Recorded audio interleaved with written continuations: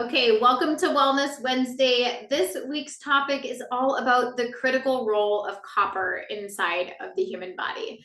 Now, this is a very important thing that not a lot of people are discussing. So I thought I would bring this. We hear about minerals and needing enzymes, but we don't really get into which ones and why are they so important to our human body. So today I'm going to be going over copper's impact on parasites, how it affects or causes anemia, immune function, and mitochondrial energy. And I'm also going to be going into why it's essential and how can we replenish it safely if you're depleted, and also learning maybe you have too much copper and why that would happen as well. So with that said, this is the outline for today. Sorry, there's so many people coming in. I need a co-host. Harry, you want me to be a co-host? Yeah, that'd be great. Thank you. Sure. Okay. All right. So copper and parasites, how they connect to immunity and autoimmunity, copper and anemia, copper and immune health, copper and mitochondrial function, copper deficiency, why it happens, how it happens, and the best ways to replenish. So let's get into understanding copper and parasites. So I always say if you have a pulse, you have a parasite. Everybody's got parasites inside their body. They don't want to think about it, but you do. And I know pretty much everybody on this call, but probably when I first met you, you're like, I don't have parasites. No, it's not me. And then all of a sudden they see all the things coming up. So if you're new to Parasite Conversations, go ahead and check out my YouTube channel. I just did a three webinar series for Wellness Wednesdays, all on parasites. And each week it went a little bit deeper and the layers got a little get more exposed on how this happens, how to resolve it. So I won't go deep into that, but parasites are a huge connection to dis-ease and dysregulation and incoherence inside of the body, because the body is constantly going, there's somebody in my house, there's somebody in my house, right? All the time. Well, how do those buggers get there in the first place? Yes, they can come in through what you eat, what you drink, what you breathe, what you put on your skin, all these things. If you have animals, if you're eating lots of sushi, if you're eating raw meats, loads of parasites get to come in. But our environment has to have a good habitat for them, right? We have to be able to be a great host. And that means they're gobbling up sugars, starches. We're in an acidic environment. But here is one of the things I wanted to talk to you guys about today with copper. So copper plays a really powerful role against both what's called the innate immune system and the adaptive immune system. So I'll be diving into the difference here, but our innate immune system is like our body's internal wisdom, right? Our bodies should know how to react to things. And this is influencing the innate immune system, as well as in acute moments in the adaptive immune system. If there's not enough copper present, the immune system actually can't take and carry out its actions. It also is deeply involved in cellular oxidative responses. So I want to talk to you about reactive oxygen species. And reactive oxygen species is a very important piece to understand, because reactive oxygen species, if you think about this, is like, it's balancing the body always. It's down regulating oxidative stress. Say you went for a run, you're going to produce reactive oxygen species. Some of them are beneficial and some of them are not, right? But we have to down regulate that oxidation with reduction. And if we had enough reduction going on, we would never have dis-ease inside of the human body. So reactive oxygen species are huge. And I won't get into right now, like ways that you can make sure you have enough ROS, but there are ways. We talk about that inside the Institute. As you age, you naturally decline in reactive oxygen species, and there are ways to upregulate that. But here's a precursor to ROS. This is much like understanding mitochondria, where we think, oh, I ate a banana, my fructose plus my oxygen becomes ATP, and now I have energy. There's actually like 5 steps before that. We actually need to have enzymes in order for the mitochondria to be able to produce ATP. And before that, we need to have biophotonic light to be able to produce ATP. So this is just like that. Copper is actually essential for the generation of ROS molecules. So if you don't have enough copper in the body, you won't have enough reactive oxygen species. And this will happen, like, basically it's also activating macrophages and neutrophils. And these immune cells that we have, macrophages and neutrophils that are working on fighting viruses, parasites, things that come in, these immune cells use reactive oxygen species as chemical weapons.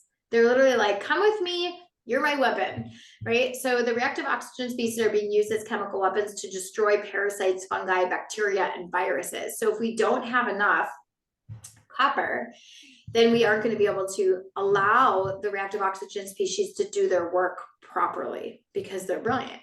So reactive oxygen species there's lots of different ROS molecules, but superoxide is one, hydrogen peroxide is another, hydroxyl radicals is another. But these are produced during a process called an oxidative burst. So we exercised, we got fired from a job, we had a really stressful day. These, you can almost like feel it in your body at a cellular level. This is what creates an oxidative burst. Women that have babies, this is very oxidative stress on our body, right? So what we have happen is a rapid release of reactive oxygen species. And this will come almost like when an immune cell, excuse me, I'm talking too fast. When an immune cell encounters a pathogen, you're also going to see a release of ROS, because the ROS are trying to downregulate the damage of the stress. Well, copper, where does copper come into this? It acts as a cofactor, meaning it's a necessary partner. It acts as a cofactor for enzymes like NADPH oxidase and superoxide dismutase, which are the huge, famous, known for initiating and regulating ROS production and downregulating damage in the body. So when we have reactive oxygen species damage, when we have enough copper and that cofactor with reactive oxygen species will actually damage parasite cell membranes. But if they don't have copper as that cofactor, they won't be able to carry out that process as well. So it's key. It's like reactive oxygen species are designed to downregulate oxidative stress, but if they don't have their cofactor with them, then they can't actually damage the cell membrane properly. And they can also damage like basically parasite DNA. They can work on metabolic enzymes and render them incapable of reproduction or survival, which is what we want. So think of if you have enough reactive oxygen species, but you don't have enough copper, well, they just can't do its job. So in chronic parasitic infections, the body's copper is often what we call sequestered or depleted out, which allows parasites to invade and basically evade the immune system and thrive. So copper is very critical for this. Immune cells like neutrophils and macrophages are the cells that destroy parasites, and copper supports enzymes, like I mentioned. And then without copper, we have a problem. So this is a little bit of what I was just explaining. Reactive oxygen species like superoxide, hydrogen peroxide, hydroxyl radicals. These molecules destroy pathogens and damage their membranes. That's their job. Okay, so moving a little bit deeper, I want to move into copper and anemia. Copper plays a very important role in your iron metabolism, okay? So a lot of people will test anemic, but they're not actually iron deficient. And there's many reasons for that I'll get into very shortly. But if you have iron metabolism, you'll have a deficiency of what's called iron refractory anemia. And this is a condition where iron supplements absolutely will not help you at all, okay? And there's a reason why. It's ceruloplasm. So the ceruloplasm is the main copper carrying protein in the blood that also acts as what's called a peroxidase. And peroxidase enzymes, we have Fe2, we have I think it's Fe3. It's basically ferrous iron and ferric iron is what we have. And these enzymes basically can be bound to what's called transferrin and then safely transported to where it's needed, like bone marrow or red blood cells. And so this stuff is really, really, really important, that it's the main, like if we don't have enough ceruloplasm, that's the main copper carrying protein, okay? So then we can't have these enzymes that are transferring this and safely getting it into the blood. So without copper, which means without ceruloplasm, because it's the main copper carrying protein in the blood, they go together. If we don't have that, it gets stuck in storage sites. So you could have copper stuck in the liver. You could have iron stuck in the liver. You won't reach, it won't be able to reach what's called your developing blood cells. This is why people can take supplements, and it doesn't improve. Now, there's a second reason as well. Parasites love iron. They love it, they love it, they love it.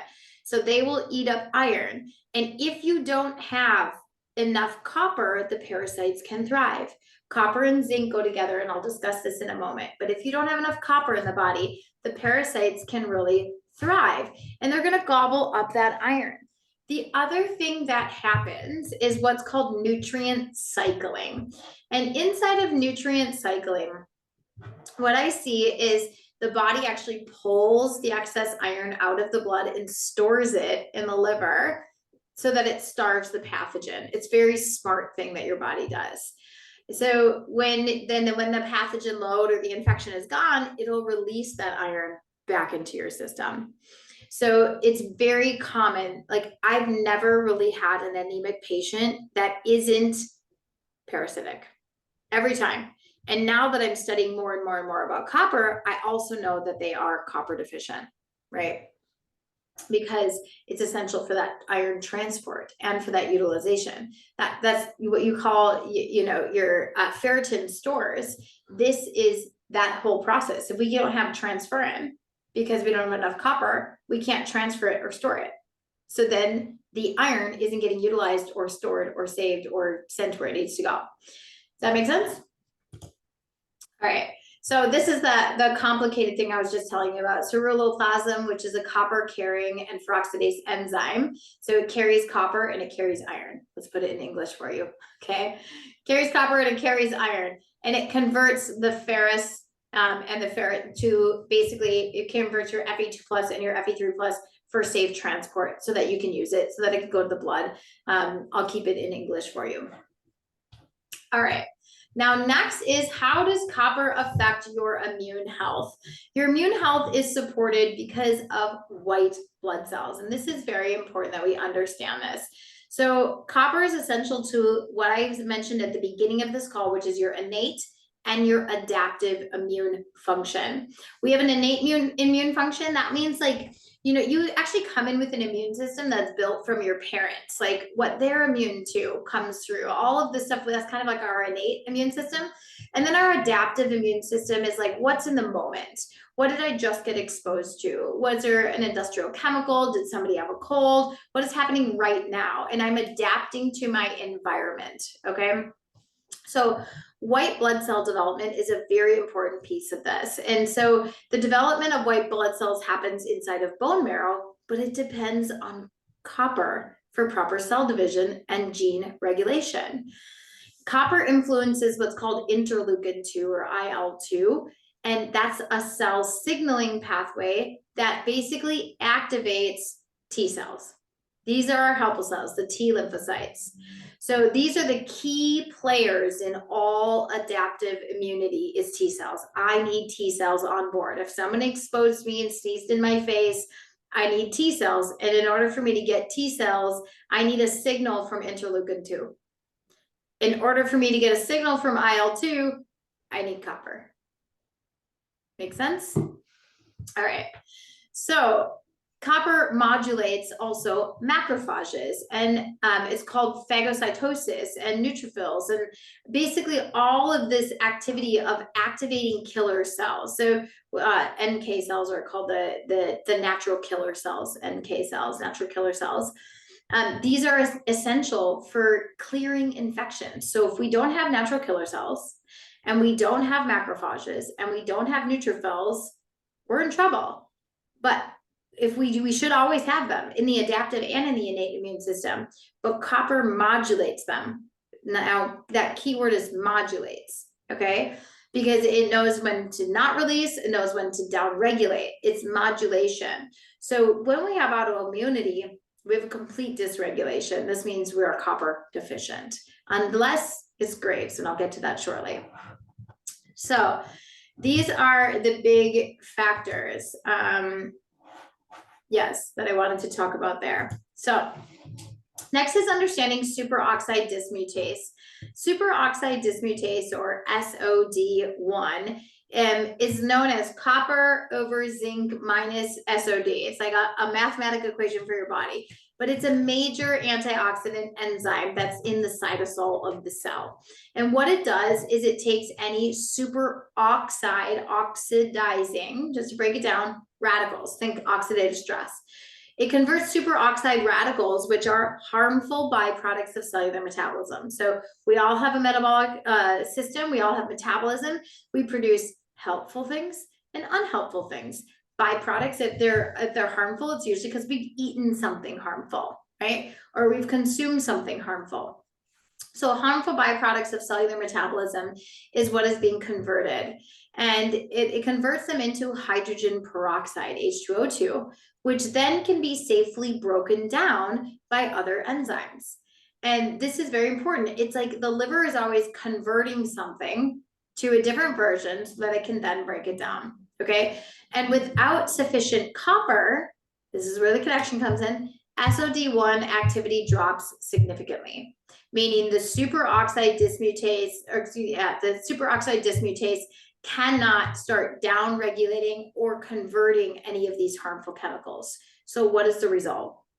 Increase in oxidative stress, increase in inflammation, damage to the immune cells themselves, like actually causing damage to the actual immune cells, and then premature what's called immune exhaustion. So copper basically ensures that we have proper immune activation and antioxidant defense. And that's why it's so critical for infection control and tissue repair. So if you are a slow healer, or if you have colds or you get an infection and you keep it forever, there is a copper problem. Okay, next I want to talk about copper and mitochondrial function. So when we look at copper and mitochondrial function, this is your energy production. We all know of the mighty mitochondria, right? They're the powerhouse of the cell. We give all the glory to the mitochondria, and we should. But there's a lot of people helping the mitochondria. There's a lot of people that are needed by the mitochondria. So this enzyme is essentially the final complex enzyme inside the mitochondrial electron transport chain, the ETC. So basically, when you look at copper, you're looking at copper as a core mineral. We talk about minerals a lot inside the Institute, but it's a core mineral for the production of cellular energy through its role in what's called oxidative phosphorylation, okay? So what we have, and this was taught inside of our light section inside the Institute as well, there's something called cytochrome C oxidase. And this is the enzyme that's the final complex inside of the ETC chain. If we don't have cytochrome C oxidase, we can't actually move through the electron transport chain. The mitochondria can't make ATP, okay? So it facilitates, what it does is cytochrome C oxidase specifically facilitates the transfer of electrons to molecular oxygen, O2, and it forms water. A lot of people don't know that the output is water because water charges our cells. And then what this does, this reaction actually drives what's called the proton gradient that powers your cells or creates ATP synthase, okay? So what happens, how does copper have anything to do with this? Well, copper actually comes in and activates, or it activates the site of cytochrome C oxidase. And it's required to be present in order for cytochrome C oxidase, this amazing thing that's helping the mitochondrial chain. That's the true glory. It's not copper, but copper atoms have to activate, or they have active sites of cytochrome C oxidase that are required to be on and present in order for them to accept or donate electrons properly. Okay, so we know that a cell should have protons, neutrons, and electrons, right? And if the cell cannot accept or donate electrons efficiently, it will become proton dominant. What does proton dominance do? It's acidosis. It depletes the voltage. It destroys the cell. So this is crazy that we're like, I knew copper was important. I didn't know quite how important copper was until I really started to dig in. So without copper, we have a electron flow becomes impaired. So this could be somebody that feels like, I drink a lot of electrolytes, I eat well, and I still feel like I have low energy. We need to check your copper, because ATP production will decrease if there's a copper deficiency, because it can't activate that cytochrome C oxidase to accept more electrons to the cells. So fatigue, brain fog, poor detoxification, and immune dysfunction all follow this. So the mitochondria, the mighty mitochondria, rely on copper for efficient energy generation. To put that in English, that's what I mean. If you don't have copper, you won't have efficient energy, because the mitochondria need it. It's essential for all high demand processes in your body, like healing, detoxification, and cellular repair. So this is cytochrome C oxidase. I already told you all about it. Sorry. Okay, so here are some of the causes of copper deficiency. Now, this is a more interesting piece. So despite, we don't need copper in megadoses, okay? This is very important to understand. Like, we don't need to be megadosing copper. We shouldn't megadose anything. We need copper in small amounts, but here's how we become deficient, because there are multiple modern day lifestyle things that cause deficiency. Zinc, iron, and vitamin C can all inhibit copper absorption when taken in high doses. Well, isn't that interesting? What does everyone tell you to do when you're sick? Get 1,000 milligrams of vitamin C and take a bunch of zinc. But nobody talks about copper. This is the very classic robbing from Peter to pay Paul, or competing for entry into the cell that I talk about inside the Institute, of why we don't take isolate supplements, right? And because everything is balanced in nature. So when we have too much zinc or iron or vitamin C, there's actually the reason it's not only competing for entry into the cell, but zinc and copper actually compete for the same transport protein, the exact same protein. And then if we have high doses of iron, this will suppress our copper metabolism. And so what happens there is we deplete that the ceruloplasm, which is the carrier, the copper iron carrier, if you remember back. So high doses of vitamin C, if we're taking a high dose of vitamin C, we will reduce our copper availability. Now, parasite burden, I have here, parasite burden or chronic infection. This is a huge thing for copper deficiency. So parasites sequester and deplete copper from the host in order to weaken your immune response. They are very, very smart, and they know how to weaken your immune response. So the host, basically, anytime you have a parasitic infection, you usually see iron deficiency and copper deficiency. Now, that's not the only way, so I want to be cautious, just stay with me. But if you have chronic infections or inflammation, this is going to disrupt your liver function as well, and it's going to lower your ceruloplasm synthesis, so your body's ability to carry, transfer, and store these minerals, if we want to put it into English for you. Now, of course, poor diet is involved. So if you have a modern day diet, if you have low, like, seeds are amazing. Sprouted tahini, sesame seeds, sprouted pumpkin seeds. These are your natural sources of copper. You don't need to run out and be downing a ton of copper. You can get it in your diet. But if you are extremely deficient, and you found that you are, you may need an acute bioavailable whole food copper supplement, maybe for a period of time. But these are some of your traditional rich copper foods. Now, of course, some other allopathic medicine or even naturopathy will tell you, like, beef liver and oysters, but you can get them without beef liver and oysters. You can get it from pumpkin seeds. You can get it from sesame seeds and tahini and seaweeds and all of that. So this is what everybody will say is lack of organ meats is why you don't have enough copper. Okay, I'm just going to tell you, nobody's organ meat deficient.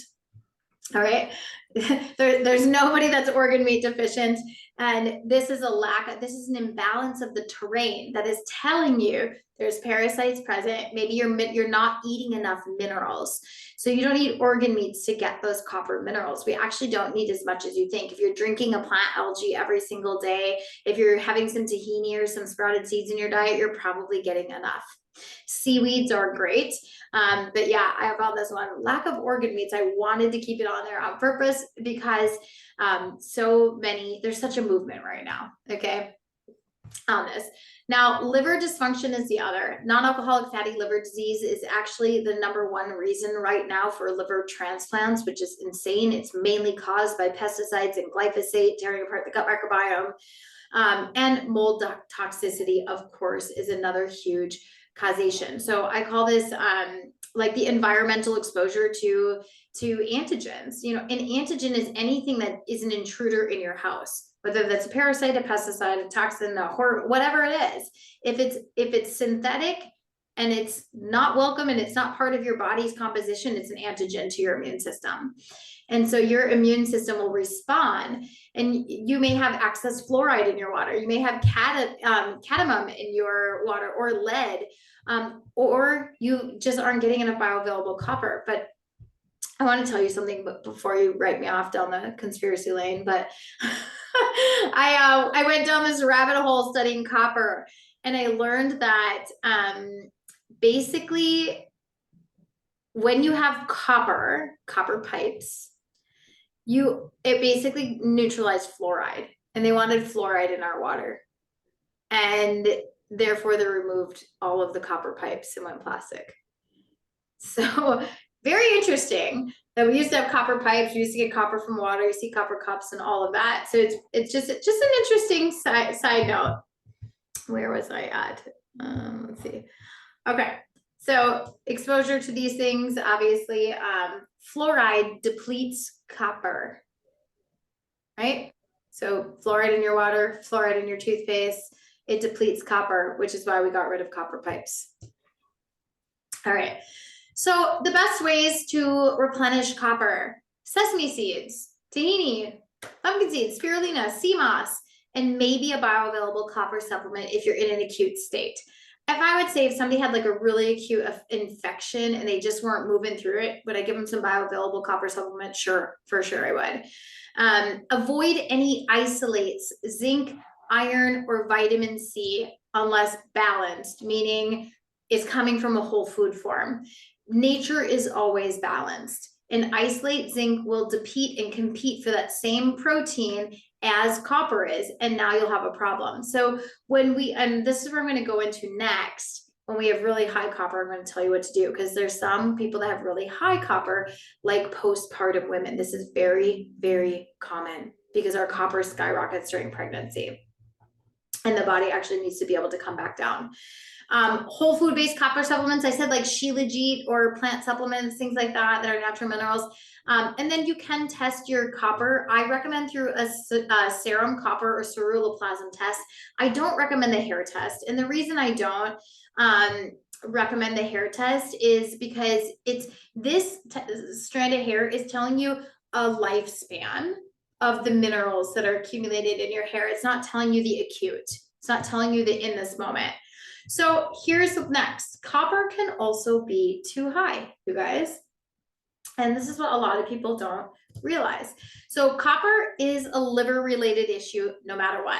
The liver is responsible for excreting excess copper through bile, okay? So bile is how you offload that. So when we wonder what gallstones are, they can be excess copper being offloaded, they can be parasites, it can be cholesterol, right? So this is a very important piece. And if you have a backed up gallbladder, you're going to have a hard time, or if you have a backed up liver, you're going to have a hard time producing bile that then can be excreted into the gallbladder, that then can get rid of this excess copper inside of the body.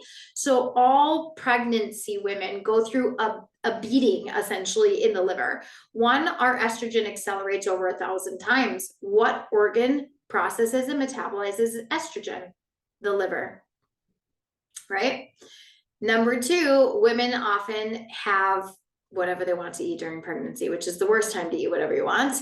But that also causes an extra burden on the liver. And then we have we're eating excess fats, we're staking up the bile, the liver, the gallbladder, and it's a perfect storm. So all pregnancy and postpartum women should really support their liver to help their hormones get back into balance, to help prevent all the hair shedding that happens from that huge hormone drop, because the liver will be able to metabolize this at a more steady rate than going through this like huge spike and then huge drop, and then I have all this excess. And so what happens is we have even mild overburden of the liver can fail to eliminate excess copper efficiently. And so here's your symptoms: anxiety, mood swings, postpartum depression, headaches, brain fog, skin issues, and estrogen dominant symptoms, because the liver is connected. Now, another thing that most people don't actually know is even bipolar disorder and schizophrenia is often related to copper overload. Okay, so meaning copper is too high, the liver is too backed up. And we always kind of focus on parasites, which are a big part of it, but usually there's a copper liver problem. Now, the common reasons for copper buildup: poor liver function, like I just said, sluggish bile flow, zinc deficiency. So any postpartum mama that is experiencing PPD, postpartum depression, postpartum psychosis, any of this, we should get them on whole food zinc to help regulate, because zinc is a modulator. So it regulates your copper levels, and deficiency will worsen the imbalance. So if you're zinc deficient, your copper will be super high. Okay, so start bringing in whole food zinc for them, and that's going to start helping right away and support their liver. High estrogen increases your copper retention, which is why copper rises during pregnancy, because our estrogen rises. And hormonal birth control is another reason for high copper, and also copper IUDs, why women get so sick on copper IUDs. Okay. Pyrrole disorder, which is often linked to emotional dysregulation and high copper. This is not a reason, this is a result of high copper. But then exposure through water, IUDs, or copper pipes can add more of a copper burden. But let me just go to say, if you regulate the liver and you don't take isolates, you won't have the high or the low problem. It's all a symptom of a system that is out of balance. So you want to make sure that you're not just Band-Aid putting everybody on a copper supplement, but you're getting underneath the hood, right? What's going on in the liver, what's going on in the absorption, and what's going on in the diet. Are we actually eating enough bioavailable whole food copper? If I'm low, and if I am, and I don't have enough of it, okay, well then what's going on with my liver? What's going on with my ceruloplasmin, right? If I have too high of copper, what's going on with my zinc levels? Do I not have enough zinc? Do I have poor liver or bile flow? So get to the root always, don't just supplement. So ways to help is this: liver support, increase your zinc intake of whole food, not isolate zinc. Antioxidant support, helping detoxify, and then avoid excess exposure if you're high. Now, what you see, here's how to detect high copper. So I said the hair test is not my favorite. So it's up here, that it's one of the most useful tools for long-term copper accumulation, but it's not a good one for an acute window, okay? So unlike blood, which shows short-term circulation, we'll have mineral patterns that you can see in the hair over time. And that can identify some hidden imbalances, but it doesn't show real-time toxicity. So the serum copper and ceruloplasmin levels is what's going to be checking your what's called unbound copper. So unbound copper is free copper, which is the toxic, the oxidative form of copper. And so functional lab tests will show you that it'll basically show you the ceruloplasmin, which is the protein that binds to copper. And so what it's looking for is that ratio. What is your ratio of free copper? And what is your ratio of ceruloplasmin? If the total copper is high and ceruloplasmin is low, that means copper is not being bound properly. Okay, so those are the big things that we want to focus on. And then there's a 24-hour copper urine test as well. It's rarely used outside of medical use, but these are the possibilities for you. Now, I tend to say don't be dazzled by the diagnosis, just do the dang detox. I still stand by that. Like, really, just do the work and your body will balance. But if you want expensive tests, you go for it. Okay, Other root causes of copper retention beyond liver stagnation. So we have estrogen dominance and hormonal shifts, adrenal fatigue. This is a big one. So this is generally where mamas end up getting PPD or postpartum psychosis because they have really high estrogen. They have a backed up liver that can't metabolize it out. Now they have adrenal fatigue, which is their sodium and their potassium ratios are going extremely low. And what happens here when your sodium and your potassium basically goes really low, you start to have this complete dysregulation of all of your mineral balance inside of the body. So moving forward from there, it's basically the adrenals, what they're doing is they help regulate copper. So if the adrenals are tired, you will actually have copper building in the body. All right. So it's not uncommon to have a copper buildup because of adrenal depletion. This is usually seen in chronic burnout, chronic stress, or any low mineral status. Now, next is zinc here. And so zinc and it's I can never say this. Molybdenum is the next one that you're looking at. And zinc is basically a copper's antagonist. They're friends. So low zinc will mean can equal high copper absorption. Okay. If zinc is low, copper will be high. The next one actually helps with copper elimination. It's an enzyme.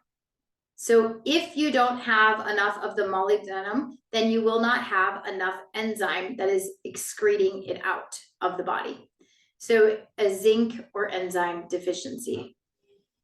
Again, I mentioned pyrrole disorder. This is a biochemical imbalance, but what the root is that is, this disorder isn't what's causing high copper. The high copper is a result of having a zinc and a B6 imbalance that's being lost in the urine. And so you'll see this with a lot of mood disorders. And then environmental or dietary exposure. So if you are using copper cookware, copper pipes, copper everything, IUDs, and you have an overload, you got to stop all of that if you're in an overload.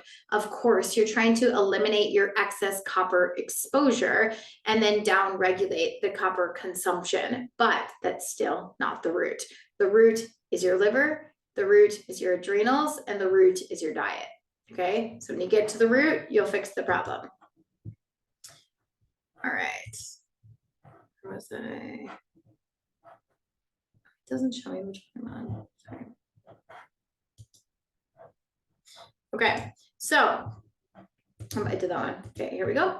All right, now early brain aging and copper. I wanted to talk about this because in the longevity space, it's all about all these crazy supplements, and really copper is one of the biggest things. So high unbound copper, that's going to be your free copper, will cause massive levels of oxidative stress in the brain, and it's associated with anxiety, depression, rage, attachment, ADD, ADHD, hormonal swings, and neurodegeneration if it is not corrected long term. So this is a big problem, obviously. And also in Graves' disease, I generally see high copper, and hypothyroid, I generally see low copper. I say generally because there's always a weird case. But just so you know, these are things that you should be on your radar. So I believe the diet is your biggest solution, is what you eat, drink, breathe, and put on your skin, of course, but make sure you're getting enough, but make sure to support your liver. If you're having copper issue, you're having a liver and an adrenal issue. So go to the root, fix the root, don't just supplement the problem. If you are in a chronic infection state, you can't seem to clear enough parasites out, or like, why are they thriving? There is a copper deficiency because the parasites will actually be sequestering the copper. So in a parasite cleanse, I would recommend increasing your copper. Okay, so that could be from food, or that could be from a bioavailable copper supplement.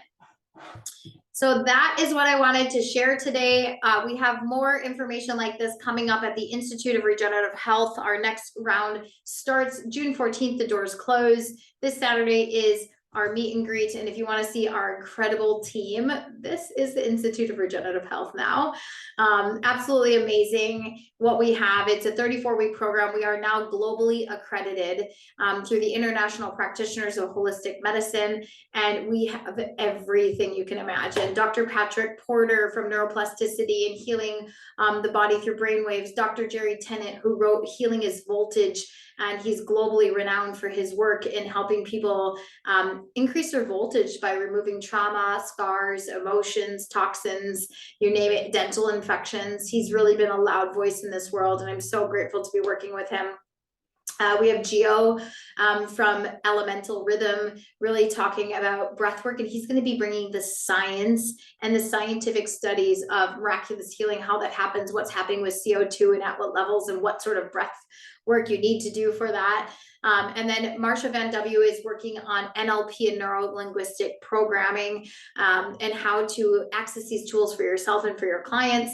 And then we have Gary Lynham that's done an entire module on fascia healing, its connection to illness and wellness, and then all of these other incredible teachers that were in the last round. But those are all the brand new additions.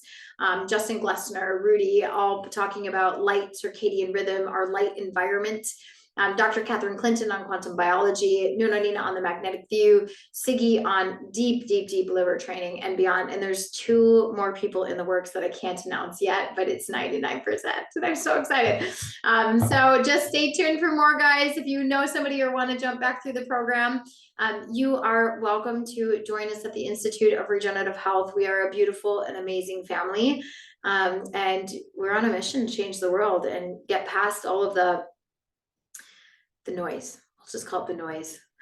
There's a lot of noise out there. So thank you so much for your time. Let me check the chat if there's any questions. So what about menopause? So in menopause, yes, your copper can absolutely be affected because your hormones are going up and down, Alyssa. So you would want to check, what is happening with your specific hormone levels. If you don't want to do a blood test, do like a muscle test if you do kinesiology. But it absolutely can affect, it absolutely can affect your body. So if you have estrogen going high, then you can also have really high copper. If you have estrogen going low, you can imagine the opposite. The other things to think about in menopause specifically, yes, the copper affects mental issues like schizophrenia. Yes. And I usually see high copper in schizophrenia, usually, not always, but usually. So when you look at estrogen dropping, you can sometimes still have high copper, but what estrogen does is it promotes copper retention. So if you have high estrogen, you probably have high copper. And this happens a lot during pregnancy, menstruation, your copper levels will increase. So the other thing is if the liver and the adrenals are weak, which is really common after menopause or mold exposure or stress or whatever, copper doesn't clear very well, and it leads to the accumulation of unbound copper. When estrogen drops at menopause, the body will struggle to re-regulate copper for a little period of time, and this can cause like anxiety. And that actually goes into my next, looks like the next question, which is this vibration. So I don't know how to pronounce your name. But the question is, does high copper have some sort of internal vibration in the limbic area of the brain after being exposed to mold and having trouble? So there is actually an internal vibration that happens. It's called an electrical buzzing. Remember that minerals run your nervous system.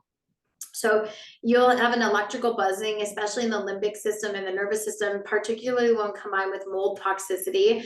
And you had KPU or I never can say it. It's like pyroluria. But high copper unbound, what happens? So what you have is neurologically, what you're experiencing is high unbound copper. Okay. So high unbound free copper is neurotoxic. And it's very excitatory. So it gets people in these we call them a state, or they're in an episode, right? When we have people that have psychological disorders. And what it does is it overstimulates the dopamine and the norepinephrine pathway, which then leads to restlessness, inner buzzing, anxiety, or feeling panicked. racing thoughts, or having like sensory, like I don't want to hear that sound, or don't touch me, like that you'll get hypersensitive. And this is because the internal vibrations, especially in the limbic system, are affecting the hippocampus, the amygdala, and the hypothalamus. Now, when it comes to mold exposure, mycotoxins specifically, it's because they cross the blood-brain barrier and they inflame brain tissues. Now, I want to give you a different perspective just for a moment on mold, okay? So mold is important to our environment, all right? It's part of nature. It breaks down that which no longer supports life. It technically is not there to harm us. It's there to break down that which no longer supports life. And so when we get mold in our home, what's actually happening is it's breaking down the toxic building materials of our home. And that's what's being off-gassed, and mycotoxins and all of that into our body. So when we have a more toxic body, right? If we have a more toxic body, it is breaking down a lot of that waste, but it will cause a lot of problems. So it crosses the blood-brain barrier, it inflames brain tissue, and it depletes glutathione. So those are the other things. And then KPU, what KPU does is it causes you to lose magnesium, zinc, and manganese, I believe. And B6 is also involved. And that all of those are needed to balance copper and to synthesize your neurotransmitters. So absolutely, it is a very important piece. So you're going to want to work deeper. Again, if you have mycotoxins, if you have this histamine overload, you still need to work on the liver, you need to work on the adrenals, and you need to work on draining out the waste out of the body so that copper can come back into balance. Yes, I do have a suggestion. Let me grab that for you. Let's see.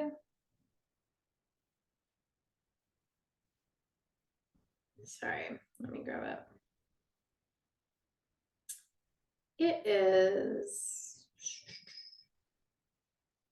I use the bioavailable copper from Dr. Artis. I'll find it. I'll find it for you guys. Hold on. I always need my assistant on the line. Is she on this one? She's not on this one. She was just on the last one. I think she's in a team meeting. How about this? In the replay, when we send out the replay, I will send out the link with the bioavailable copper that I use. But again, eat your copper, work on your liver, work on your adrenals. And yes, more information coming, and I will send it out in the replay. I'll grab it from her. Yeah. So I don't use a multivitamin at all. I focus on whole foods. I drink superfoods every day. I drink this plant algae every day. It is the best ever. It's loaded with nutrients. Let's look.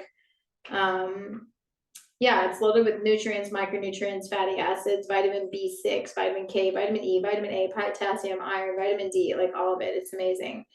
So this is what I use. Is plant algae, micronutrient rich superfoods that cover the whole spectrum of the foods that I need. And then you may supplement in an acute state when you have a problem. So I use Zevo Life. So I have that link here for you. Zevo Life is the best. It's from Peru.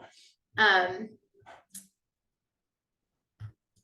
I'm trying to find my affiliate links. Let's see. Zevo Life is the best. It's from Peru. And it's grown in the mountains, and it is insanely intelligent plant. It's the first plant that ever went from aquatic to land, and it's loaded with minerals and micronutrients. And I actually found out something really cool when I was in Peru. I met the owner, Vasco, and he is the nicest guy. Like, so he's like, the future is algae. Like, he's like the future of nutrition is algae. Like, it literally covers everything you need, Carrie. Like, he's so passionate about it. His kids are so cute too. I get to meet them. But he told me the story that the plant is so intelligent that if somebody with negative energy comes down into where the plant is being grown, it will stop growing. And they've had to fire part of their team because they were negative and the plant wouldn't grow. And so now, in order to see the farm, which I was so lucky to be able to go through the screening process, in order to see the farm, you have to go through an energy screening process before you're allowed down. Like you can't have bad energy around the plant, which is really funny. So this guy has been growing this product in Peru, and Zevo Life Biosciences bought all the rights to it. So they merged and bought what the actual plant algae is, Klebsormidium flacidum. It's a very potent pure algae, and it's amazing. And that's the link in the chat. Yeah. Okay. That's it. All right. Happy Wednesday. I'm going to go get some filming done. The Institute of Regenerative Health next round is starting to close. So if you are eager to build a thriving career inside the Institute, I have some webinars next week that's going to talk all about the Institute in the new curriculum, what's available, the business that comes with the Institute, the global accreditation, and beyond. All right. Everybody take care. Thank you. Bye.